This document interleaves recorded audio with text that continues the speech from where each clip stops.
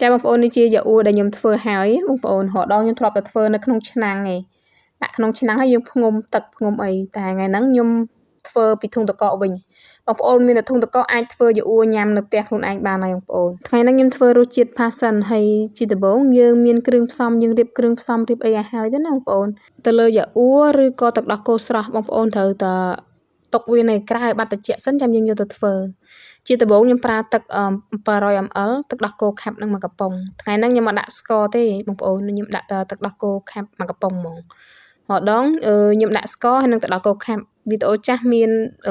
ប្រើទឹកដោះគោខាប់និងស្ករទឹកដោះគោស្រស់1លីត្រហើយនឹងយ៉ាអ៊ូនឹង200ក្រាមបងប្អូនហើយទឹកដោះគោខាប់មួយកំប៉ុងយើងកូរវាសពទៅផ្ងុំវាមួយយប់បងប្អូនដាក់នៅកន្លែងគៀនណាមួយសិនទៅហើយបន្ទាប់មកយើងមកកូរ Passion បងប្អូនខ្ញុំហៅវាតំណាប់ Passion ទៅបងប្អូនយើងកូរដោយសារយើងយកវាទៅកូរនៅលើភ្លើងឲ្យវារាងខាប់ដើម្បីយើងយកទៅដាក់នៅក្នុងកំប៉ុងឬថង់ឬក៏ដបអីចឹងទៅជាដំបូងយើងដាក់ឆ្នាំងមួយមកយើងចាក់Passion នឹងចូលបងប្អូនPassion ខ្ញុំ1គីឡូខ្ញុំបានប៉ុណ្្នឹងបងប្អូនហើយខ្ញុំដាក់ស្ករនឹង6ស្លាបព្រាហើយអំបិលនឹងមួយចិបបងប្អូនអំបិលបន្តិចទៅយើងកូរគ្រឿងផ្សំនឹងឲ្យសព្វអស់លាយចូលគ្នាកូរវាមួយផ្លែតប្រហែលជា5នាទីទៅ10នាទីបងប្អូនតែពេលនេះវាឡើងខាប់អញ្ចឹងណាវាឡើងខាប់ហើយនិយាយរួមទៅឲ្យតែឃើញខាប់អញ្ចឹងបងប្អូនបិទវាទៅហើយយើងយកវាមកចាក់ដាក់ចានទុកឲ្យវាត្រជាក់ដាក់ចូលទូពេលព្រលឹមឡើងយើងទុកយកដាក់ចូលមួយយ៉ាអ៊ូរបស់យើងបងប្អូននេះជាយ៉ាអ៊ូដែលយើងធ្វើបានមួយយប់គឺខាប់ល្អមែនតើបងប្អូនដោយសារតែខ្ញុំយកទឹកដោះគោស្រស់ហ្នឹងវាគ្រីមច្រើនណាហើយវាខាប់បានល្អមែនតើហើយបើសិនជាយើងអត់ចង់ដាក់រសជាតិបងប្អូនជ្រក់ដបដាក់អញ្ចឹងហូបទាំងអញ្ចឹងក៏បានដែរគ្រាន់ថាវាអត់សូវឆ្ងាញ់ហើយបើទៅលើក្មេងៗក៏អត់សូវចូលចិត្តតែវាអត់មានជាតិណាយើងអាចធ្វើ strawberry ហើយក៏ passion ស្វាយអីក៏បានដែរបងប្អូន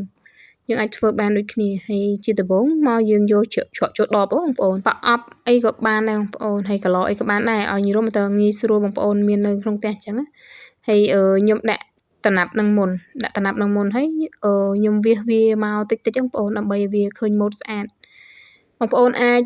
វាសវាអញ្ចឹងដូចខ្ញុំក៏បានដែរឬក៏បងប្អូនមានកន្លឬក៏ប្រអប់តូចអីអាចដាក់យើងអាចច្រកចូលដបទៅបងប្អូនហើយ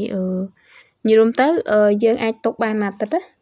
ត្យបងប្អូននៅក្នុងទូត្រជាក់យើងធម្មតាហ្នឹងឬក៏បងប្អូនចង់ធ្វើការ៉េមបងប្អូនអាចដាក់ចូលក្នុងទូកកបានដាក់ចូលថង់ឬក៏ប្រអប់សម្រាប់អាទូចបងប្អូនដើម្បីដាក់ធ្វើជាការ៉េមក៏បានដែរហើយទៅលើរសជាតិតាមបងប្អូនទៅបើសិនជាបងប្អូនចង់ឲ្យខ្ញុំបង្ហាញពីតំណាប់ស្វាយហើយនិង strawberry អីអាច comment នៅខាងក្រោមនឹងបានខ្ញុំនឹងថ្ងៃណាមួយខ្ញុំនឹងចេញវីដេអូពីរបៀបជូនបងប្អូនមើលអារបៀបកូនតំណាប់ហ្នឹងណាចាបងប្អូនវីដេអូរបស់ខ្ញុំក៏មានតែប៉ុណ្្នឹងដែរបើសិនជាបងប្អូនចូលចិត្តវីដេអូនេះសូមជួយ like និង comment ខាងក្រោមផងឬក៏មានចម្ងល់អីអាច comment សួរបន្ថែមបានណាបងប្អូនអរគុណច្រើនជម្រាបលាជួបគ្នាវីដេអូក្រោយទៀត